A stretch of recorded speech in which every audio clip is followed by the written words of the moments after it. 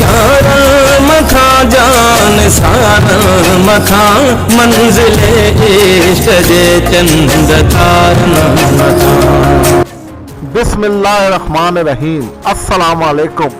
ہندو محققین اکثر ہندو دھرم کو دنیا کا قدیم ترین اور سچا مذہب ثابت کرنے کے لیے اسلام اور قرآن پر عجیب و غریب اعتراضات اٹھاتے رہتے ہیں، لیکن وہ یہ نہیں جانتے کہ ان تمام سوالات اور اعتراضات کے مفصل اور قابل قبول جوابات ان کی اپنی مذہبی کتابوں میں موجود ہیں، لیکن پھر بھی یہ لوگ اسلام اور قرآن کو جھوٹا اور غلط ثابت کرنے کے لیے کوئی موقع ہاتھ سے نہیں جانے دیتے۔ ہندو سکالرز کے مطابق ہندو دھرم قدیم مذہب ہے اور اسلام کی ابتدا صرف 1400 سال پہلے عربوں سے ہوئی، اس لیے مسلمانوں کا ہندوستان کی سرزمین سے کوئی رشتہ نہیں۔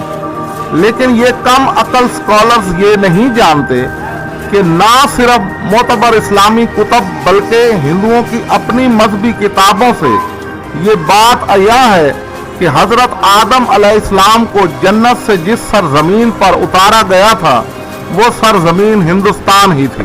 قرآن کے مطابق حضرت آدم دنیا کے پہلے مسلمان اور پیغمبر تھے، اس لیے ہندوستان پر سب سے پہلا قدم ایک مسلمان نے ہی رکھا، لہذا اسلام کی ابتدا عرب سے نہیں ہندوستان سے ہوئی۔ ہندوؤں کی کتاب جیسے رگ وید اور بھوشیہ پرانا میں مکمل واقعات ملاحظہ کر سکتے ہیں، مثلا آدم کی تخلیق، فرشتوں کا سجدہ کرنا، آدم سے حوا کی تخلیق، شیطان کا دونوں کو بہکا کر شجر ممنوع چکھوانا اور پھر بطور سزا کے دنیا میں اتارا جانا وغیرہ۔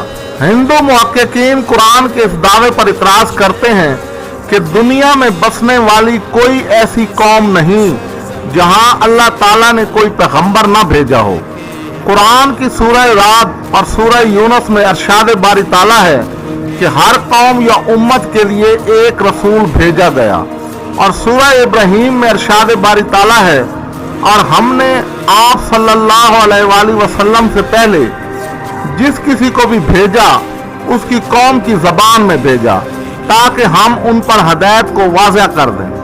ہندو سکالرز کو اعتراض ہے کہ قرآن پاک نے نہ تو ہندو قوم کا ذکر کیا اور نہ ہی ان کے رسول کے بارے میں بتایا۔ پہلی بات تو یہ ہے کہ ہندو نام کا کوئی دھرم دنیا میں موجود نہیں ہے، لہذا نہ صرف قرآن پاک بلکہ ویدوں میں بھی ایسے کسی مذہب کا ذکر نہیں ملتا، بلکہ اس کو سناتن دھرم کہا گیا۔ اور اگر آپ لفظ سناتن دھرم کا ترجمہ عربی میں کریں تو سناتن کے معنی القیم یعنی قائم رہنے والا اور دھرم کے معنی الدین کیے گئے ہیں۔ عربی میں سناتن دھرم کو دین القیم کہا گیا، جس کا ذکر قرآن پاک کی سورہ روم میں موجود ہے، یعنی یہ اسلام ہمیشہ باقی رہنے والا دین ہے، لیکن اکثر لوگ ایمان نہیں لاتے۔ دراصل سناتن دھرم کا مطلب عربی میں اسلام ہی ہے۔ تاریخ اور معتبر ادیان کی کتب سے مضبوط دلائل کے ساتھ یہ ثابت ہے کہ وید جس شخص پر اتارے گئے وہ کوئی اور نہیں بلکہ ہمارے سب سے پہلے رسول حضرت نوح علیہ السلام ہیں۔ وید خود بھی اس بات کی تائید کرتے ہیں کہ وید میں حضرت نوح کو مہا نوح کہا گیا ہے، حضرت نوح کو سیلاب عظیم والا منو کہا گیا ہے، اور متسیہ پران میں ہے کہ منو کے دور قیامت میں جب ساری زمین ایک سیلاب میں غرق ہو جائے گی اور تمہارے ذریعے مخلوق کی دوبارہ ابتدا ہوگی تب میں ویدوں کو نافذ کروں گا۔ سورہ نوح میں قوم نوح کے جن دیوی دیوتاؤں کا ذکر ملتا ہے ان کی پوجا صرف ہندوستانی ہندو ہی کرتے تھے۔ سناتن دھرم کی کتابوں میں حضرت نوح کی کشتی سے لے کر سیلاب کے بعد تک کے واقعات بڑی تفصیل سے موجود ہیں۔ حضرت نوح کی قوم بنو راسب کو قرآن میں سابی قوم کہا گیا ہے۔ سابی قدیم زمانے میں عراق کے اس علاقے کے رہائشی تھے جہاں حضرت ابراہیم علیہ السلام پیدا ہوئے تھے۔ اور شہر جہاں پر حضرت ابراہیم کی پیدائش ہوئی اور قدیم تہذیب ہڑپا اور منجو داروں کی تحقیق سے یہ بات ثابت ہو چکی ہے कि दोनों तहजीबों का आपस में बहुत गहरा ताल्लुक था। कुरान में साबी कौम के जिक्र से अंदाजा होता है कि इस कौम का जिक्र जा बजा आसमानी कुतब रखने वाली कौमों के साथ हुआ है। साबी कौम एक खुदा को मानते थे मगर मुशरिक थे। साबी कौम यमन की तरफ मुंह करके नमाज पढ़ते थे। तहजीबों के मुताले से ये बात साबित हो चुकी है कि हिंदू मज़ाहिब के लोग बड़ी तादाद में यमन में आबाद थे। वहां पर आज भी शयाम और हिंद के नामों से किले मौजूद हैं। साबी फरिश्तों की परस्तिश करते थे। हिंदू मजहब कसीर तादाद में मूर्तियों का तस्वर फरिश्तों का तस्वर है और वो उनकी पूजा करते हैं। सितारों के पुजारी थे। दुनिया की कौमों में शायद किसी कौम की इतनी दिलचस्पी सितारों के साथ हो जितनी हिंदू मजहब की है।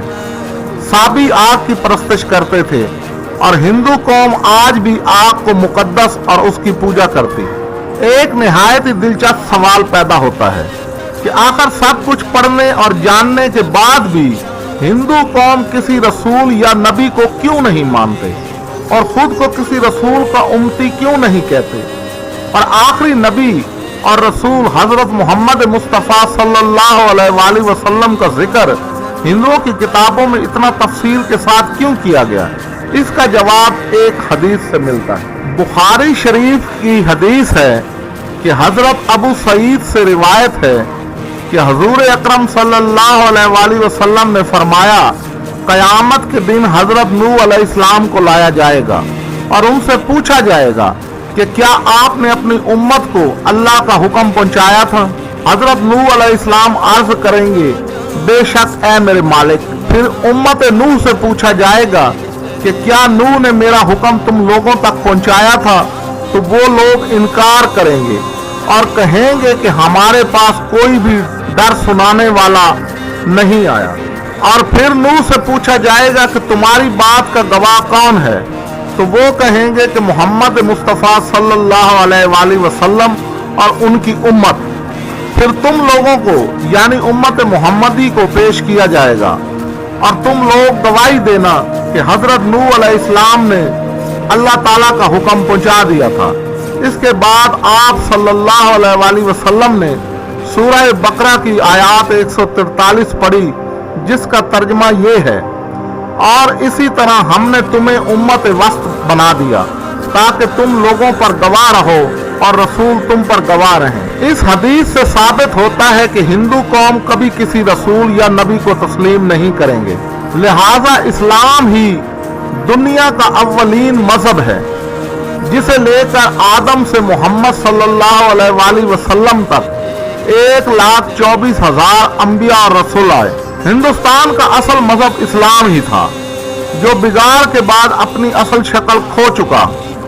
चुनाचे सहाबा इकराम और बुजुर्गान दीन ने अपनी जिम्मेदारी को बाखूबी अंजाम दिया, लेकिन अफसोस पिछली कई सदियों से मुसलमानों ने अपनी इस दायाना जिम्मेदारी से गफलत बरती, जिसकी वजह से आज हर रोज हजारों हिंदू मरने के बाद हमेशा हमेशा के लिए जहन्नम और दर्दनाक अजाब का शिकार हो रहे हैं। क्योंकि हम इस कलमे के अलमबरदार होने के बावजूद इन हिंदुओं तक अल्लाह का पैगाम नहीं पहुंचाते हैं, जिसकी वजह से हिंदू सच्चे परवरदिगार को पहचाने बगैर ही दुनिया से चले जाते हैं और कयामत के दिन मुसलमानों से पैगाम न पहुंचाने के बारे में पूछा जाएगा।